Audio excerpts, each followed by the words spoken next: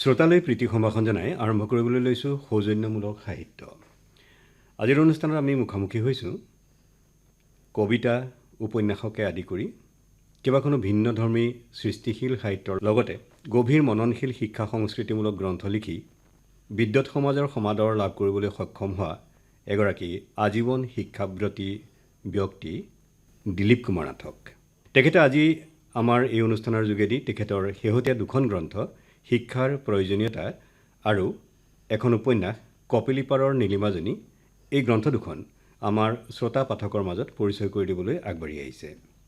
আমি শ্ৰদ্ধাৰ নাথ ছাৰক আজিৰ সৌজন্যমূলক সাহিত্যৰ অনুষ্ঠানলৈ স্বাগতম জনাইছোঁ। এই গ্ৰন্থ দুখনৰ এটি চমু পৰিচয় এতিয়া আমাৰ আগত দাঙি ধৰিব মদাৰ জ্যোতিয়ে। ধন্যবাদ। শিক্ষা আৰু সাহিত্যকে জীৱনৰ জ্ঞান আৰু ধ্যান ৰূপে লৈ সমাজৰ উৎকৰ্ষৰ বাবে নিজকে উৎসৰ্গা কৰা দিলীপ কুমাৰ নাথ পেছাত ধিং KB উচ্চতৰ মাধ্যমিক বিদ্যালয়ৰ শিক্ষক, ধিং নামডুমডুমীয়া সত্ৰৰ প্ৰয়াত ভদ্ৰেশ্বৰ নাথ আৰু প্ৰয়াত ময়নী দেৱীৰ সুযোগ্য সন্তান নাথ শিক্ষকতাৰ সমান্তৰালকৈ সাহিত্যৰ বহুদা ভাগৰ সৃষ্টি আৰু ৰচনাত ব্ৰতী হৈ আছে।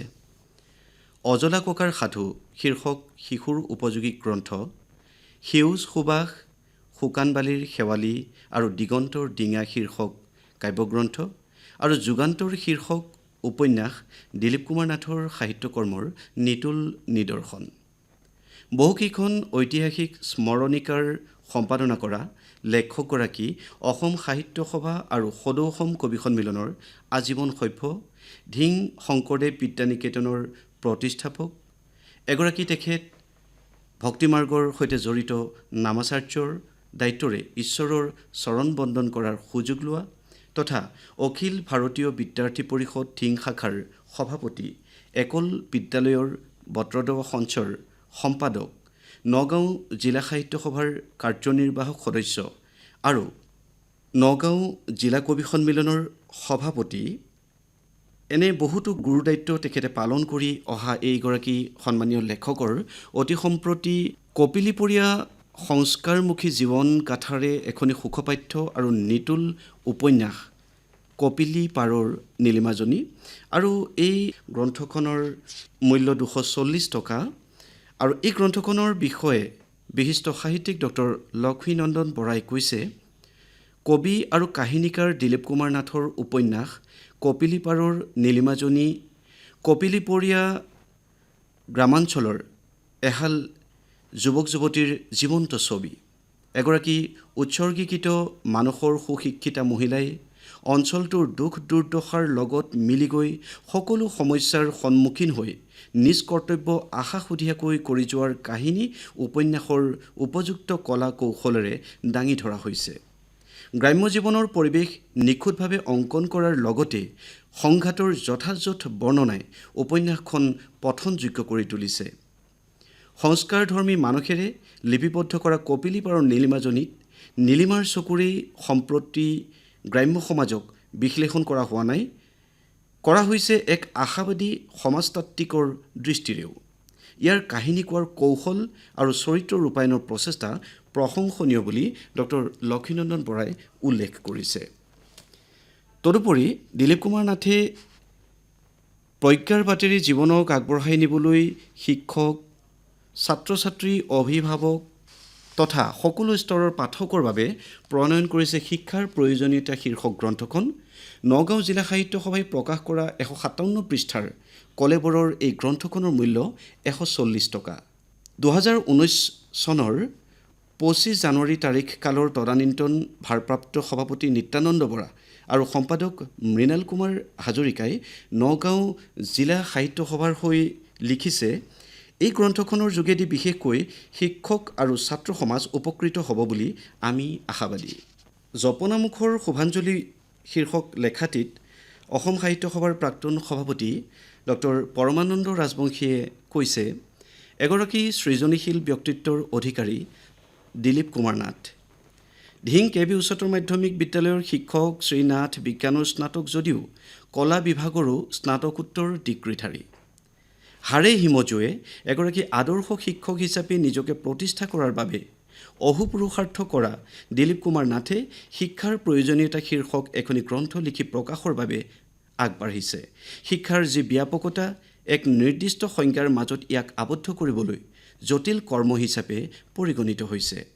তাতে বিশ্বায়নৰ সময়ত শিক্ষাই নীতি নৱৰূপত ৰূপান্তৰ লাভ কৰিছে। নাথে ভাৰতীয় শিক্ষাৰ ঐতিহ্য পৰম্পৰাৰ বিচাৰ বিশ্লেষণৰে আনুষংগিক সকলো দিশ চুবলৈ সমৰ্থ হৈছে। ফলত এই গ্ৰন্থখনি এখন শিক্ষামূলক গ্ৰন্থৰ সংকীৰ্ণতাৰ পৰা মুক্ত হৈ শিক্ষাৰ প্ৰাসংগিক গ্ৰন্থ হিচাপে পৰিগণিত হৈছে। আৰু এটি গুৰুত্বপূৰ্ণ ইয়াতে লেখা উল্লেখ কৰিছে ৰুণজুণ বৰা। তেওঁ MA BEd MPhil, তেখেত শিক্ষকৰ প্ৰশিক্ষক ৰাৱণপাৰা মাজুলী বেচিক ট্ৰেইনিং চেণ্টাৰৰ। তেখেতে পাতনিত খুব গুৰুত্বপূৰ্ণ কথা কিছু লিখিছে। মাৰ্জিত আৰু সুৰুচিপূৰ্ণ বাকচাতুৰ্যৰে উপন্যাস, কবিতা তথা গল্পপুথিক এক অনন্য মাত্ৰা প্ৰদান কৰা শ্ৰদ্ধাৰ দিলীপ কুমাৰ নাথ মহোদয়ৰ শৈক্ষিক ক্ষেত্ৰখনলৈ আন এক যুগান্তকাৰী অৱদান হৈছে তেওঁৰ নৱতম গ্ৰন্থ শিক্ষাৰ প্ৰয়োজনীয়তা। গ্ৰন্থখনক সমাজ জীৱনৰ দাপোন ৰূপে অভিহিত কৰিব পাৰি। নাথ মহোদয়ে সমাজৰ সকলো দিশৰ লগত শিক্ষাৰ অংগাংগী সম্বন্ধ গ্ৰন্থখনত সুন্দৰ ৰূপত পৰিস্ফুট কৰি তুলিছে। বৈদিক উপনিষদ যুগৰে পৰা আধুনিক ভাৰতীয় শিক্ষাই কিদৰে মানৱ জীৱনক প্ৰজ্ঞাৰ সন্ধান দিছে তাৰ এক গভীৰ অনুৰণন গ্ৰন্থখনত দেখা গৈছে। আৰু এই গ্ৰন্থখনত আমি লেখকৰ একাষাৰত পাইছোঁ, দিলীপ কুমাৰ নাথে মনৰ কথা লিখিছে। সীমাহীন আকাশৰ বিশালতাৰ দৰে বিশাল শিক্ষা জগতখনৰ মাজত বিচৰণ কৰি ৱাদি পাব নোৱাৰা কথাৰ মাজতে আমি সামান্য জ্ঞান আৰু অভিজ্ঞতাৰ দ্বাৰা যি পাইছোঁ, দেখিছোঁ বা শুনিছোঁ তাৰেই যৎকিঞ্চিত এই গ্ৰন্থভাগিত অতি যত্নেৰে সন্নিৱিষ্ট কৰিবলৈ চেষ্টা কৰিছোঁ। তাতে থাকি যদি কিবা ভুল ভ্ৰান্তি বঢ়াটোতা হৈছে তাৰ বাবে প্ৰথমে মই মোৰ পৰমৰ আৰু শ্ৰদ্ধাৰ পাঠকসকলৰ ওচৰত ক্ষমা মাগিছোঁ। দিলীপ কুমাৰ নাথৰ শিক্ষাৰ প্ৰয়োজনীয়তা শীৰ্ষক এই গ্ৰন্থখনৰ সূচীপত্ৰত চকু ফুৰালেই আমি গ্ৰন্থখনৰ গুৰুত্ব সম্পৰ্কে অনুভৱ কৰিব পাৰোঁ। ইয়াতে সূচীপত্ৰত উল্লেখ কৰিছে শিক্ষাৰ অৰ্থ আৰু শিক্ষাৰ সংজ্ঞা, শিক্ষাৰ উদ্দেশ্য, শিক্ষা প্ৰদানত থাকিবলগীয়া অন্তৰ্নিহিত মৌলিকতা, নৈতিক শিক্ষা, আধ্যাত্মিক শিক্ষা, গুৰুকুল শিক্ষাৰ আৰ্হি, ছাত্ৰ ছাত্ৰীৰ প্ৰধান কৰ্তব্য অধ্যয়ন, নিয়মানুৱৰ্তিতা, গুৰুভক্তি, স্বাস্থ্য ৰক্ষা, বন্ধুত্ব আৰু ভাতৃত্ববোধ, স্বকীয় কৃষ্টি সভ্যতাৰ প্ৰতি দৃষ্টি, ছাত্ৰ ছাত্ৰীৰ কৰণীয় কাম আৰু আহৰণ কৰিবলগীয়া গুণসমূহ, সত্যপৰায়ণতা, একাগ্ৰতা, চৰিত্ৰ গঠন, সময়ৰ সদ্ব্যৱহাৰ, অনুশাসন, আত্মবিশ্বাস, অস্পৃশ্যতা দূৰীকৰণ, সংকল্প গ্ৰহণ, ব্ৰহ্মচৰ্য পালন।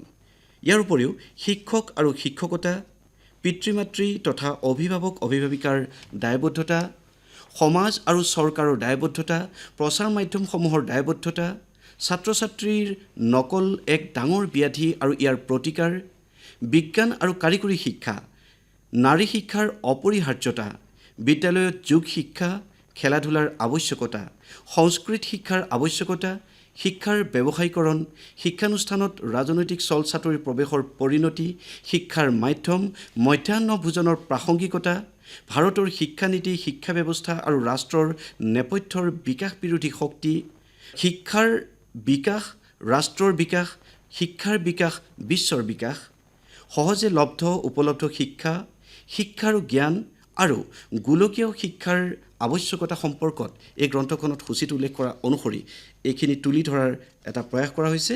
আৰু এই গ্ৰন্থখনৰ প্ৰস্তুত কৰিছে নীলাভ সৌৰভে, প্ৰকাশ কৰিছে নগাঁও জিলা সাহিত্য সভাই। ধন্যবাদ। ধন্যবাদ মদাৰ, বৰ সুন্দৰকৈ তেখেতৰ সাহিত্য কৰ্মৰ এটা ছবি দাঙি ধৰাৰ লগতে শিক্ষাৰ প্ৰয়োজনীয়তা যিখন গ্ৰন্থ আজি আমাৰ এই অনুষ্ঠানত আমি পৰিচয় কৰি দিবলৈ ওলাইছোঁ আমাৰ শ্ৰোতা পাঠকক, সেইখনৰ বিষয়ে সুন্দৰকৈ পৰিচয় দাঙি ধৰিলে। মই এতিয়া দিলীপ কুমাৰ নাথ ছাৰৰ ওচৰলৈ আহিছোঁ। নমস্কাৰ ছাৰ। নমস্কাৰ। আপোনাৰ বিষয়ে ইতিমধ্যে আমি গম পাইছোঁৱেই, আৰু আপুনি ধিং KB হাইস্কুলৰ শিক্ষক হোৱাৰ লগতে আপুনি আজীৱন এজন শিক্ষাব্ৰতী ব্যক্তি। আপুনি কেইবাখনো স্কুলৰ প্ৰতিষ্ঠাৰ লগতো আপুনি জড়িত হৈ আছে। তাৰ লগতে আপুনি সাহিত্য সাধনা কৰে আৰু সাহিত্যৰ বিভিন্ন দিশ আপুনি ইতিমধ্যে চুই গৈছে। কবিতা, উপন্যাস, প্ৰবন্ধ আৰু চিন্তামূলক দৰ্শনমূলক কিতাপো আপুনি লিখিছে, বিশেষকৈ শিক্ষাৰ দৰ্শন, যিখন শিক্ষাৰ প্ৰয়োজনীয়তা। এই কিতাপখন চকু ফুৰালে বুজা যায় যে আপোনাৰ চিন্তাৰ গভীৰতা। পোনতে আপোনাৰ পৰা আপোনাৰ দিলীপ কুমাৰ নাথ মানুহজনৰ আঁৰত থকা লেখক দিলীপ কুমাৰ নাথক মই আমাৰ শ্ৰোতা পাঠকৰ মাজত পৰিচয় কৰাই দিবলৈ বিচাৰিছোঁ। আজি আমি আপোনাৰ দুখন কিতাপৰ পৰিচয় শ্ৰোতা পাঠকৰ আগত দাঙি ধৰিম। এখন হৈছে শিক্ষাৰ প্ৰয়োজনীয়তা আৰু আনখন হৈছে কপিলীপাৰৰ নীলিমাজনী। কপিলীপাৰৰ নীলিমাজনী এখন উপন্যাস, আৰু সেই উপন্যাসখনৰ কাহিনীটো আপোনাৰ কপিলীপাৰত হৈছে, আৰম্ভ হৈছে আৰু কপিলীপাৰতে শেষ হৈছে। তাত আপোনাৰ এটা বাস্তৱ কাহিনী আছে, যিটোক আপুনি এটা নিতুল ৰূপ দিছে উপন্যাসৰ ৰূপত। দুয়োখন ভিন্ন ৰুচিৰ।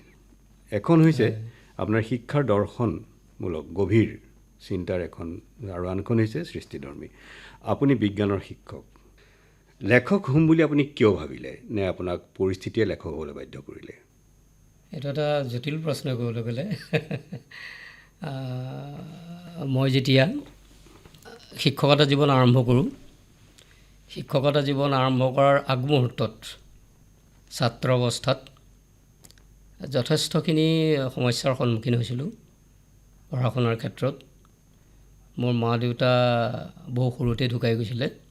জীৱন সংগ্ৰামত অৱতীৰ্ণ হ'ব লগা হোৱাৰ কাৰণে মোৰ মনটোৱে এটা শিক্ষা জগতৰ লগত জড়িত যদিও পিছলৈ হলোংগৈ, তথাপিও কিবা এটা যেন সমাজত মই যৎকিঞ্চিত যি কৰিব পাৰোঁ, এটা সামান্যজন ব্যক্তিকো যদি এটা পৰিৱৰ্তন আনিব পাৰোঁ লিখনিৰ মাধ্যমেৰে, সাহিত্যৰ যোগেদি, মই নিজকে ধন্য মানিম বুলি মনতে তেনেকৈ ভাবিলোঁ।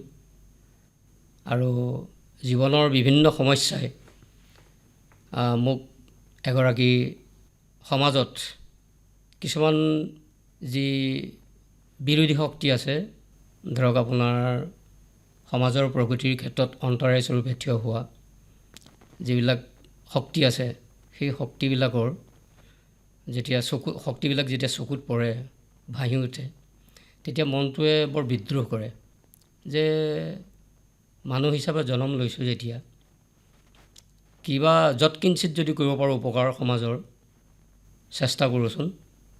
এই বুলি ভাবি যেতিয়া মই মোৰ পঢ়া শুনা 22 বছৰ বয়সত যেতিয়া অন্ত পৰিলে, তেতিয়া ভগৱানৰ কৃপাত মই শিক্ষকতাৰ নিচিনাই পবিত্ৰ যিটো চাকৰি, এইটো লাভ কৰিলোঁ। এইটো মই ভাবিছোঁ ঈশ্বৰৰে দান। আৰু তাৰপিছতে পৰিয়ালত মই আৰ্থিকভাৱে যথেষ্ট দুৰ্বল হোৱাৰ কাৰণে, শাৰীৰিকভাৱেও দুৰ্বল হোৱাৰ কাৰণে কম বয়সতে, অৱশ্যে ক'ব নালাগে যদিও কৈছোঁ, কম বয়সতে মই বিবাহ পাশত আবদ্ধ হ'লোঁ। তাৰপিছত লাহে লাহে মই সময় কিছু উলিয়াবলৈ সক্ষম হ'লোঁ।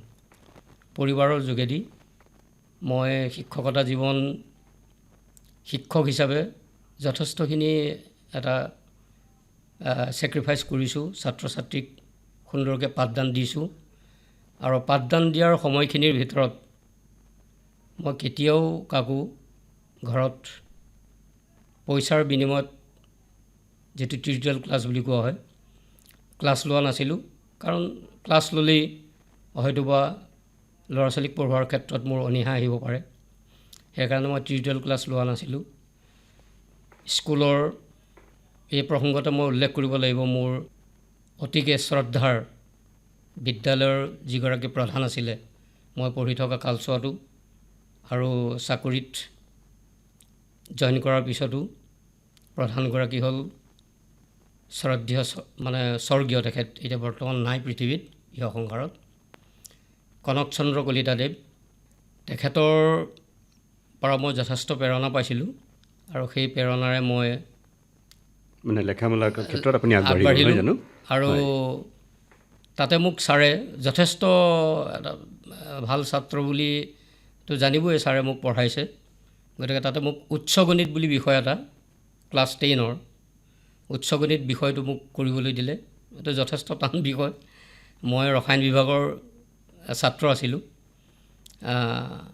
কিন্তু ছাৰে কোৱাতে মই তাতে উচ্চ গণিতৰ ক্লাছ কৰিও বহু ল'ৰা ছোৱালীক মই সেই অঞ্চলত যথেষ্ট ভাল ৰিজাল্ট কৰাইছোঁ।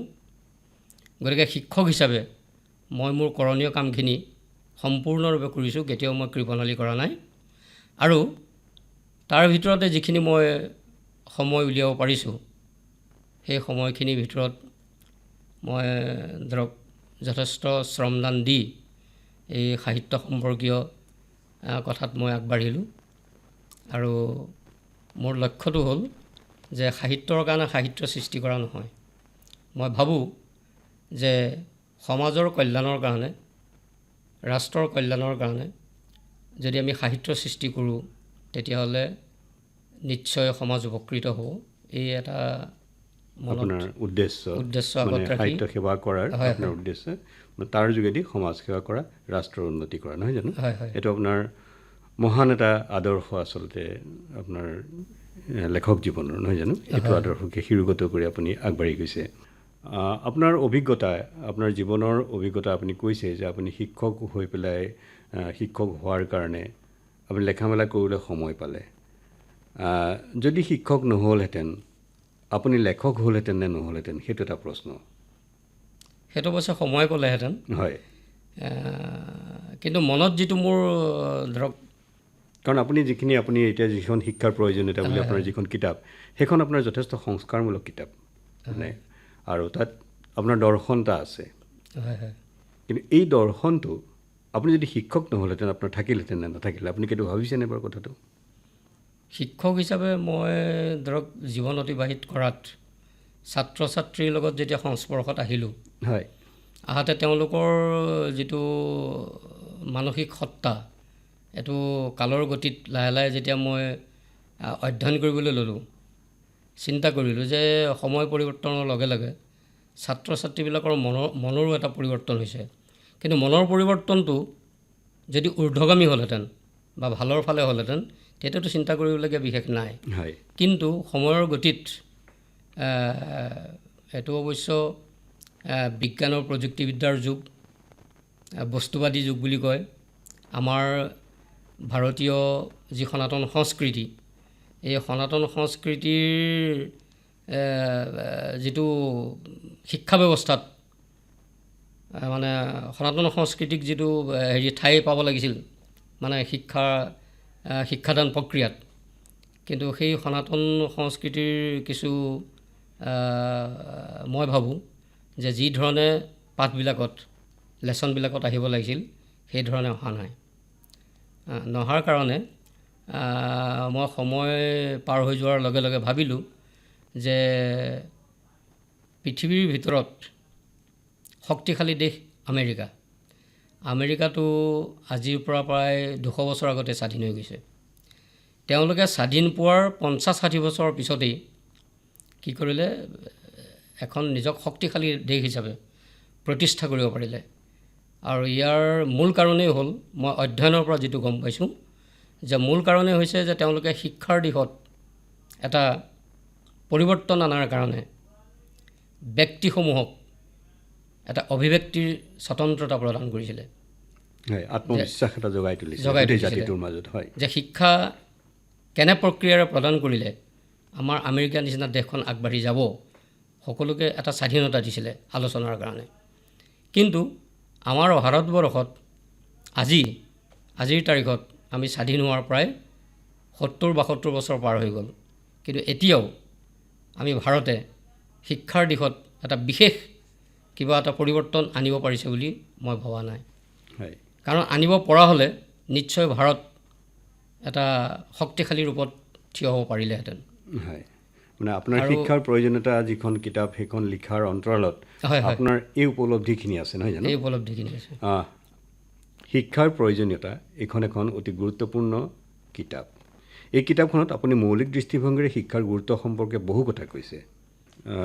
এতিয়া আৰম্ভণিতে আপুনি এষাৰ কথা কৈছে যে এই গ্ৰন্থভাগি আমি লিখাৰ প্ৰধান উদ্দেশ্যই হৈছে উঠি অহা ছাত্ৰ ছাত্ৰীসকলে নিজৰ জীৱন প্ৰতিষ্ঠাৰ ক্ষেত্ৰত ছাত্ৰ জীৱনত কোনবোৰ গুণৰ সমাহাৰ ঘটাই কণ্টকময় শিক্ষা জীৱন পাৰ কৰি ব্যক্তিগত আৰু সামাজিক জীৱন সফল কৰি তুলিব পাৰিব, তেনে গুণৰ যথাসম্ভৱ যিমানখিনি পাৰি সিমানখিনিৰ উল্লেখ ইয়াত কৰিবলৈ যত্ন কৰা হৈছে। হয় তাৰমানে আপোনাৰ এই কিতাপখনৰ লিখাৰ উদ্দেশ্য হৈছে এজন সুনাগৰিক গঢ়ি তোলা, নহয় জানো? হয় হয় দেশৰ সুনাগৰিক গঢ়ি তোলা আৰু এখন শিক্ষিত সমাজ গঢ়ি তোলা। আপুনি আৰু এটা কথা লিখিছে, মোৰ খুব ভাল লাগিছে যে আত্ম উপলব্ধি কৰিব নোৱাৰা বিদ্যা হ'ল অবিদ্যা, হয় হয় আৰু এই অবিদ্যাৰ চৰ্চাই অজ্ঞানতাৰ অন্ধকাৰত আমাক পতিত কৰে। বৰ্তমান আমি সমাজত বিভিন্ন উশৃংখল হয় বা যিবিলাক কুকৰ্ম মানুহৰ ভিতৰত দেখি আহিছোঁ, তাৰ একমাত্ৰ কাৰণ হৈছে যে আমাৰ সৎ যিটো বিদ্যা, সেইটো অবিদ্যা অবিদ্যা মানে বিদ্যা প্ৰকৃততে গ্ৰহণ কৰিব পৰা নাই। গ্ৰহণ কৰিব পৰা নাই বা বিদ্যা বিলাব পৰা নাই। হয়, এই দোষটো ছাত্ৰ ছাত্ৰীয়ে গ্ৰহণ কৰাৰ দোষ নে এইটো আমাৰ শিক্ষা জগতৰ যিসকল অভিভাৱক তেখেতসকলৰ দোষ? আপুনি কোনটো ক'ব খোজে বাৰু? এইটোতো ধৰক আপোনাৰ দোষখিনি আংশিকভাৱে সকলোৰে থাকিব বুলি মই ভাবোঁ। হয় আপোনাৰ প্ৰশ্নটিৰ হয় এটা মই উদাহৰণে ক'ব খুজিছোঁ যে ক্ষুদ্ৰমতী ল'ৰাই বিস্তীৰ্ণ ভূমণ্ডলৰ বিষয়ে ধাৰণা কৰিব নোৱাৰে, হয় সেইবাবে গোলকৰ সহায়ত শিক্ষকে বুজাই দিয়ে। গুৰু দুজনাই ধৰ্মশিক্ষা আমাৰ সাধাৰণজনক তেনেদৰে দিছিল বুলি ক'ব পাৰি। হয় পৰম পিতা পৰম ব্ৰহ্ম নিৰাকাৰ নিৰ্গুণ। এই নিৰাকাৰ ব্ৰহ্মক ভক্তি কৰা উপাসনা কৰা অসম্ভৱ কাৰণেই গুৰু দুজনাই বৰগীত নাটক আদিত সাকাৰ ব্ৰহ্মক লৈ তেওঁৰ গুণবন্দন কৰিছিল। শ্ৰীকৃষ্ণৰ সমস্ত শৰীৰ যি বৰ্ণন শাস্ত্ৰই দাঙি ধৰিছে হয় সেয়া তেওঁৰ সাকাৰ স্বৰূপ। গতিকে নিৰাকাৰ ব্ৰহ্মক পূজোতে আমি তেওঁৰ সাকাৰ স্বৰূপ চিত্তত স্থাপন কৰিহে উপাসনা কৰোঁ। এই শিক্ষা লাভৰ যোগেদি জ্ঞান প্ৰাপ্তি ঘটে। গুৰু দুজনাই যি আমাক মানে ধৰ্ম শিক্ষা দিছে, এই ধৰ্ম শিক্ষা আচলতে প্ৰকৃত শিক্ষা। ইয়াৰ যোগেদি আমাৰ জ্ঞান প্ৰাপ্তি ঘটে। গতিকে প্ৰকৃততে লাভ কৰা এনে জ্ঞান শিক্ষাই শিষ্যসকলক বিনয় কৰি তুলিছিল তেতিয়া। হয় কাৰণ সেইটো হ'ল বিদ্যা। বিদ্যা দদাতি বিনয়ম হয় বিনয়াত ইয়াতি পাত্ৰতম পাত্ৰতাত ধনন আপনৌতি ধনাত ধৰ্ম তত সুখম। সুখম। হয় বৰ সুন্দৰ কথা। যে হয় হয় বিদ্যাই মানুহক বিনয়ী কৰে। হয় আৰু এই গুৰু দুজনাৰ যি মানে আপোনাৰ শিক্ষা আৰু জ্ঞান আমাক দিছিলে, তাৰ যোগেদি আমি প্ৰকৃততে বিদ্যা লাভ কৰিছিলোঁ হয় আৰু আমাক বিনয় কৰি তুলিছিল সমাজখনক। আৰু এই বিদ্যা লাভৰ কাৰণে আমাৰ কি হয়, হয় মানে চিত্তৰ যিটো মানে হৃদয় মানে অন্তৰৰ যিটো অজ্ঞানতা, এই অজ্ঞানতা দূৰ হয়, হয় তাৰমানে অবিদ্যা দূৰ হয়। হয় সুন্দৰ কথা। মই আৰু এটা কথা আপোনাৰ কিতাপখনৰ পৰা এটা উদ্ধৃতি দিওঁ। আপুনি বৰ সুন্দৰ কথা এটা লিখিছে যে এজন মানুহ ঘৰৰ পৰা ওলাই যোৱাৰ পিছত ঘৰলৈ পুনৰ ঘূৰি আহিবনে নাই আশংকাত ভোগা কথাটোৱে সাধাৰণজনৰ সা সম্পত্তিৰ সুৰক্ষাৰ ক্ষেত্ৰত শাসক পক্ষৰ উদাসীনতা, কেৱল নিজ স্বাৰ্থ পূৰণৰ চিন্তা চৰ্চাত অগ্ৰাধিকাৰ দিয়া কথাবোৰেই লাহে লাহে প্ৰমাণ কৰিব লাগিছে যে চলিত শিক্ষা আৰু শিক্ষা ব্যৱস্থা সম্পূৰ্ণ সফল হ'ব পৰা নাই। এইটো মই ভাবোঁ সঁচাই কথাটো। হয় সফল হ'ব পৰা নাই। কাৰণ যদি সৎ ব্যক্তিৰ সৃষ্টি কৰিব পাৰিলেহেঁতেন আমাৰ শিক্ষা ব্যৱস্থাই, হয় আমাৰ শিক্ষা প্ৰদান প্ৰক্ৰিয়াই যদি সৎ ছাত্ৰ সৃষ্টি কৰিব পাৰিলেহেঁতেন, হয় বেছি নহ'লেও যদি 60% সৎ ছাত্ৰ সৃষ্টি কৰিব পাৰিলেহেঁতেন, তেনে দেশৰ নাগৰিক সৎ হ'লহেঁতেন। আৰু 60% সৎ নাগৰিকে আমি 30 বা 25% অসৎ নাগৰিকক আমি হেৰি কৰিব পাৰিলোহেঁতেন, তেওঁলোকক বাধা দিব পাৰিলোহেঁতেন, সংস্কাৰ কৰিব পাৰিলোহেঁতেন। কিন্তু আমাৰ বেছি সংখ্যকেই মানে কি হৈছে, ধৰক আপোনাৰ সৎ বা নিকা নোহোৱাৰ কাৰণে বা ধৰক আপোনাৰ নৈতিকতাপূৰ্ণ ব্যক্তি নোহোৱাৰ কাৰণে এই ধৰক ৰাস্তাই ঘাটে যিটো মানুহৰ তাৰমানে মানৱ জনম ইমান এটা দুষ্প্ৰাপ্য জনম, এবাৰ জন্ম লোৱাৰ পিছত দ্বিতীয়বাৰ জন্ম হ'ব নহ'ব কোনেও নাজানে।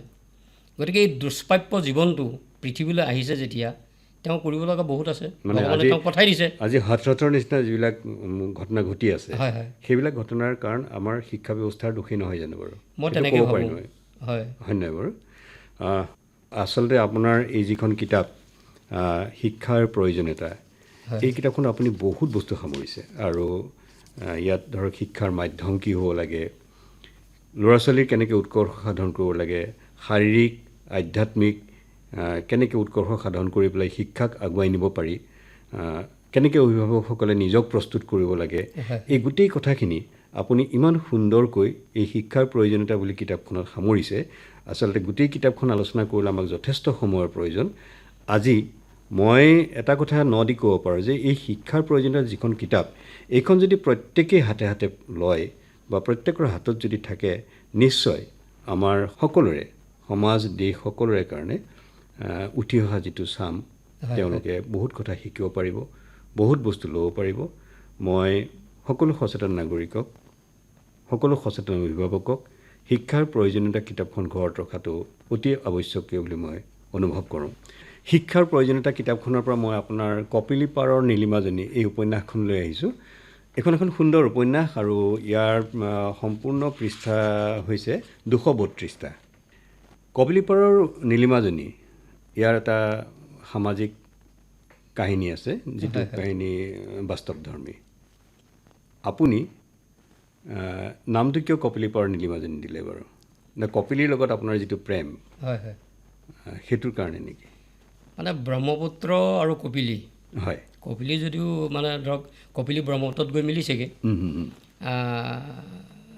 ব্ৰহ্মপুত্ৰটো এখন নদ, হয়, আৰু ইয়াৰ ওপৰত গভমেণ্টেও এটা চিন্তা চৰ্চা কৰি আছে প্ৰদূষণমুক্ত কৰিবৰ কাৰণে বা উন্নত কৰিবৰ কাৰণে এটা চিন্তা চৰ্চা চলাই আছে। কিন্তু কপিলী যিখন আমাৰ নৈ, এই কপিলী নৈ দুই পাৰে মানে ধৰক আপোনাৰ জনবসতি আছে যথেষ্ট। সেই মানুহখিনি এই কপিলী নৈখন যেতিয়া কালৰ গতিত সৰস্বতীৰ দৰে নাইকিয়া হৈ যাব হয়তো কেতিয়াবা, কাৰণ এতিয়া আপোনাৰ তলিভাগটো লাহে লাহে হৈ আহিছে, বাম হৈ আহিছে। গতিকে সৰস্বতী নদী যেনেকৈ কালৰ গতিত নাইকিয়া হৈ গ'ল, তেনেকৈ ধৰক কপিলীখনো যদি এদিন নাইকিয়া হৈ যায়, তেতিয়াহ'লে আমাৰ অনিহাৰ কাৰণে, তেতিয়াহ'লে হয়তো সেই দুই পাৰে থকা মানুহখিনিৰ অৱস্থা হয়তো এটা সংকটজনক অৱস্থাত পৰিণত হ'বগৈ।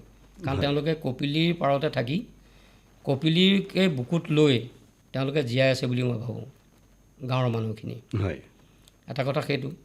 আৰু দ্বিতীয় কথাটো হ'ল কপিলীৰ যি হাৱা পানী, মই নিজে গৈছোঁ বহুবাৰ কপিলীৰ পাৰত, আছোঁ, গৈছোঁ।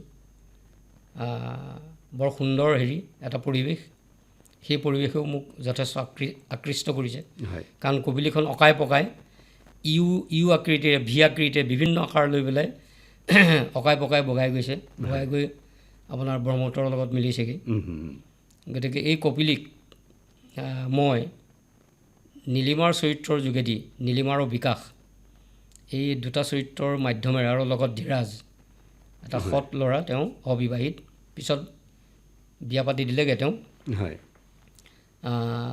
এই নীলিমাৰ চৰিত্ৰৰ যোগেদি আৰু বিকাশ, এই দুয়োৰে চৰিত্ৰৰ যোগেদি কপিলীখনক মই মানে আপোনাৰ ৰাষ্ট্ৰযন্ত্ৰৰ দৃষ্টিগোচৰ কৰিব বিচাৰিছোঁ, যাতে তেওঁলোকে ব্ৰহ্মপুত্ৰ গংগাক যেনেধৰণে এটা ব্যৱস্থা পবিত্ৰ কৰিবৰ কাৰণে, প্ৰদূষণমুক্ত কৰিবৰ কাৰণে এটা হাতত পদক্ষেপ লৈছে, ঠিক তেনেকৈ আমাৰ কপিলীখনকো তদ্ৰূপ এটা যদি ব্যৱস্থা যদি হাতত লয়, তেতিয়াহ'লে ভৱিষ্যতলৈ কপিলীখন জীৱন্ত হৈ থাকিব বুলি মই এটা আশা কৰিছোঁ, আৰু এইটো প্ৰয়োজন। তাৰ মাজত এটা কাহিনীৰ মাজেদি আপুনি গোটেই কপিলীক আপুনি উপস্থাপন কৰিছে, নহয় জানো? খুব সুন্দৰ। আৰু কিতাপখনৰ ভিতৰলৈ যদিও মই এতিয়ালৈকে সোমোৱা নাই, তথাপিও মই বিভিন্ন আপোনাৰ যিখন কিতাপৰ ৰিভিউ, কিতাপখনৰ বিভিন্ন সমালোচনা পঢ়ি পেলাই মই এটা ধাৰণা কৰিছোঁ যে এই কিতাপখনৰ এটা সামাজিক মূল্য আছে। আৰু এই কিতাপখন আমাৰ পাঠক শ্ৰোতাই যদি আগ্ৰহ কৰি পঢ়ে, তেতিয়াহ'লে নিশ্চয় আমাৰ কপিলী বা তেনেকুৱা ধৰণৰ সম্পদসমূহক যে ৰক্ষা কৰিব লাগে, ৰক্ষণাবেক্ষণ দিব লাগে, সেই সম্পৰ্কে তেওঁলোক সচেতন হ'ব। মই দুইখন কিতাপ আমাৰ পাঠক শ্ৰোতাই আঁকোৱালি লোৱাটো মই বিচাৰোঁ। আমাৰ ইতিমধ্যে সময় হৈ আহিছে। দিলীপ কুমাৰ নাথদেৱৰ কেইখনমান আৰু গ্ৰন্থ আছে, যিকেইখন গ্ৰন্থ আচলতে মই অলপ দীঘলীয়াকৈ আচলতে আজি আলোচনা কৰিব লাগিছিলে, কিন্তু আমাৰ সময়ৰ অভাৱ। তেখেতে কেইবাখনো স্মৃতিগ্ৰন্থ সম্পাদনা কৰিছে, তাৰ লগতে শিশু গল্প, শিশু উপন্যাস ৰচনা কৰি পেলাই তেখেতে শিশুসকলৰ সমাদৰৰ পাত্ৰ হ'ব পাৰিছে। মই তেখেতৰ যিখন কিতাপ অজলা ককাৰ সাধু, এইখন তেখেতৰ শিশু গল্প কিতাপ, কবিতা কিতাপ আছে, এখন আছে দিগন্তৰ ডিঙা, তাৰপিছত আৰু এখন আছিলে বলুকা সেউজ সুবাস, সেউজ সুবাস, শুকান বালিৰ শেৱালি, সেউজ সুবাস, শুকান বালিৰ শেৱালি, এইখন তেখেতৰ কাব্যগ্ৰন্থ। মই দিলীপ কুমাৰ নাথৰ আটাইকেইখন কিতাপ, আটাইকেইখন গ্ৰন্থ আমাৰ শ্ৰোতা পাঠকে আঁকোৱালি ল'ব বুলি মই আশা কৰিলোঁ। আৰু আজিৰ এই গ্ৰন্থ পৰিচয় ইমানতে সামৰিছোঁ। লগতে মই এতিয়া দিলীপ কুমাৰ নাথদেৱক এটা কথা অনুৰোধ কৰিম যে তেখেতৰ ফোন নম্বৰটো আমাৰ এই অনুষ্ঠানত কৈ দিলে আমাৰ পাঠক শ্ৰোতাই তেখেতৰ সৈতেও যোগাযোগ কৰিব বিচাৰিব পাৰে। গতিকে আপুনি আপোনাৰ ফোন নম্বৰটো লাহে লাহে এবাৰ কৈ দিয়ক। মোৰ জিঅ' নম্বৰ হ'ল 8638601004। হয়, ধন্যবাদ। মই মাজতে অকণমান সংযোগ কৰিছোঁ যে দিলীপ কুমাৰ নাথৰ প্ৰকাশৰ পথত কেইবাখনো গুৰুত্বপূৰ্ণ শিশু সাহিত্যৰ গ্ৰন্থ আছে। আমাৰ শ্ৰোতাসকলৰ জ্ঞাতাৰ্থে জনাই থওঁ এতিয়া ইয়াতে। এখন হৈছে কৃষ্ণ কথা, ৰাম কথা, আন এখন দুটা খণ্ডত অকণিহঁতৰ সাধু বুলি দুখন গ্ৰন্থ, অকণিৰ কবিতা আৰু বিখ্যাত বিজ্ঞানীৰ বিচিত্ৰ কথা। এই যন্ত্ৰস্থ অৱস্থাত এই গ্ৰন্থকেইখন আছে। অচিৰেই আমাৰ শ্ৰোতা তথা পাঠকসকলৰ মাজত এই গ্ৰন্থকেইখন তেওঁলোকৰ হাতত পৰিবহি। হয়, ধন্যবাদ। আজিৰ এই অনুষ্ঠান আমি ইমানতে সামৰিছোঁ। ভৱিষ্যতে পুনৰ লগ পাম আমাৰ ষ্টুডিঅ'ৰ মজিয়াত। নমস্কাৰ। হয়, নমস্কাৰ। বহুত ভাল লাগিল। হয়, মোৰ জিঅ' নম্বৰ হ'ল 8638601004। ধন্যবাদ। মই মাজতে অকণমান সংযোগ কৰিছোঁ যে দিলীপ কুমাৰ নাথৰ প্ৰকাশৰ পথত কেইবাখনো গুৰুত্বপূৰ্ণ শিশু সাহিত্যৰ গ্ৰন্থ আছে। আমাৰ শ্ৰোতাসকলৰ জ্ঞাতাৰ্থে জনাই থওঁ এতিয়া ইয়াতে। এখন হৈছে কৃষ্ণ কথা, ৰাম কথা, আন এখন দুটা খণ্ডত অকণিহঁতৰ সাধু বুলি দুখন গ্ৰন্থ, অকণিৰ কবিতা আৰু বিখ্যাত বিজ্ঞানীৰ বিচিত্ৰ কথা। এই যন্ত্ৰস্থ অৱস্থাত এই গ্ৰন্থকেইখন আছে। অচিৰেই আমাৰ শ্ৰোতা তথা পাঠকসকলৰ মাজত এই গ্ৰন্থকেইখন তেওঁলোকৰ হাতত পৰিবহি। হয়, ধন্যবাদ। আজিৰ এই অনুষ্ঠান আমি ইমানতে সামৰিছোঁ। ভৱিষ্যতে পুনৰ লগ পাম আমাৰ ষ্টুডিঅ'ৰ মজিয়াত। নমস্কাৰ। হয়, নমস্কাৰ।